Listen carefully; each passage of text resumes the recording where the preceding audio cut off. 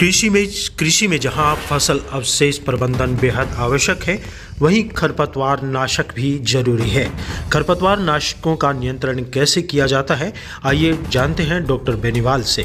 लेकिन उससे पहले आपको एक जागरूकता बेहद आवश्यक है कि फसल प्रबंधन के साथ साथ आप ये ध्यान रखें कि पराली न जलाएं, क्योंकि पराली जलाने से फसल और प्रकृति दोनों को नुकसान होता है और इसके साथ साथ मानव शरीर पर भी घातक असर पड़ता है।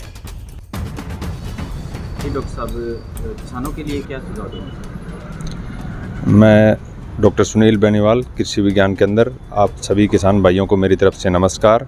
सबसे पहले तो आज के दिन जो मुख्य मुद्दा खेतीबाड़ी से संबंधित जो चल रहा है वो फसल अवशेष प्रबंधन है, उसकी जो समस्या है उसके बारे में चल रहा है।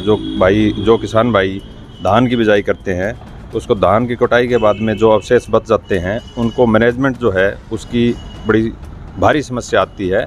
तो उसमें किसान भाई जो आग लगाने का काम करते हैं, उनसे मेरा अनुरोध है कि आग न लगाकर उनको जो दो तरीके हैं जिससे उसका समाधान किया जा सकता है।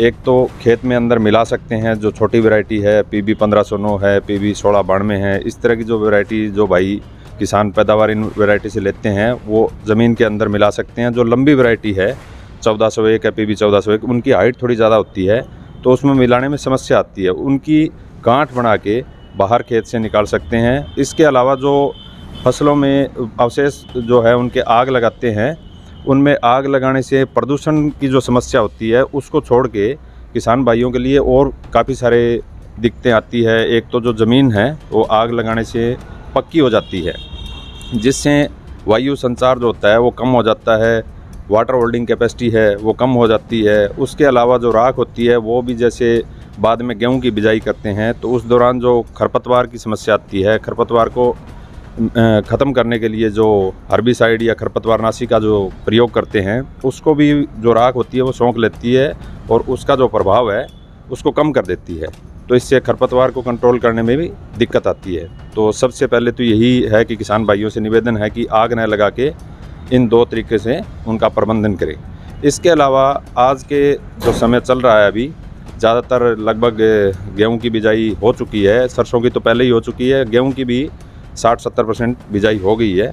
अभी जो किसान भाई बचे हुए हैं जिन्होंने अभी तक बिजाई नहीं की, उनसे मैं रिक्वेस्ट करूंगा कि गेहूं में सबसे ज़्यादा समस्या एक तो जो गुली डंडा है उसकी, खरपतवार जो है उसमें गुली डंडा की समस्या बहुत बड़ी समस्या है एक।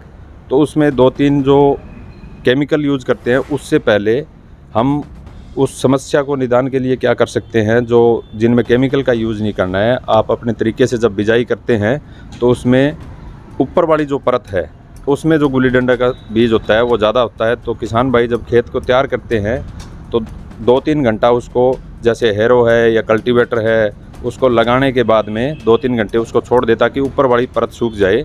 जो गेहूँ का बीज उगेगा उसमें उससे समस्या नहीं आएगी।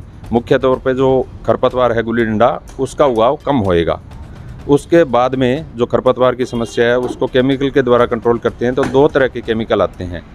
एक केमिकल आता है जो उगने को रोकता हो, एक केमिकल आता है जो उग जाए खरपतवार, उनको कैसे कंट्रोल कर सकते हैं। तो उगने से पहले लगभग किसान भाई जानते हैं पेंडीमेथिलिन एक दवाई आती है, उसका प्रयोग कर सकते हैं। उसके अलावा नया केमिकल भी एक आया है, अवकीरा के नाम से आता है, उसका 60 ग्राम प्रति एकड़ के हिसाब से बिजाई के 2 दिन तक, 2 या 3 दिन के अंदर अंदर उसका छिड़काव करके खरपतवार को कंट्रोल किया जा सकता है। इसके अलावा जब खरपतवार उग जाए खेत में, उसके पोस्ट एमरजेंसी जिनको बोलते हैं केमिकल, उसका भी यूज़ कर सकते हैं।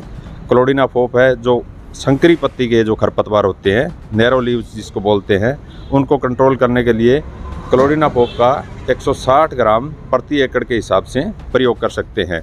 इसके अलावा जिन खेतों में क्लोडिनाफोप से रेजिस्टेंट आ गई है या इससे मर नहीं रहे हैं, जो गुली डंडा है, इस तरह की जो समस्या है, वहाँ आप पिनोक्साडेन एक्जिल के नाम से आती है, वो 400 ml प्रति एकड़ के हिसाब से 150 से 200 लीटर पानी लेके उसका छिड़काव करें। दूसरे जो खरपतवार है जो चौड़ी पत्ती वाले होते हैं, उसमें 2,4-D का भी यूज़ कर सकते हैं। इसके अलावा जो मेटसल्फ्यूरिन है, एल ग्रिप, उसका भी आप यूज़ कर सकते हैं प्रति एकड़ 8 ग्राम प्रति एकड़ मेटसल्फ्यूरोन जो एल्ग्रिप मैं बोल रहा हूँ उसका किसान भाई यूज कर सकते हैं खरपतवार को कंट्रोल करने के लिए। इसके अलावा जो सरसों की फसल है उसमें 2-3 तरह की समस्या आती है। एक सफ़ेद रतुआ है जो बीमारी है उसकी समस्या आती है, एक तना गलन है उसकी समस्या आती है। सफ़ेद रतुआ के अंदर किसान भाई जिन खेतों में सफ़ेद रतुआ आ जाए उसमें मैनकोजेब M45 उसका 600 ग्राम प्रति एकड़ के हिसाब से उसका छिड़काव करें। 3-4 छिड़काव लगातार 15-15 दिन के अंतराल पर करें।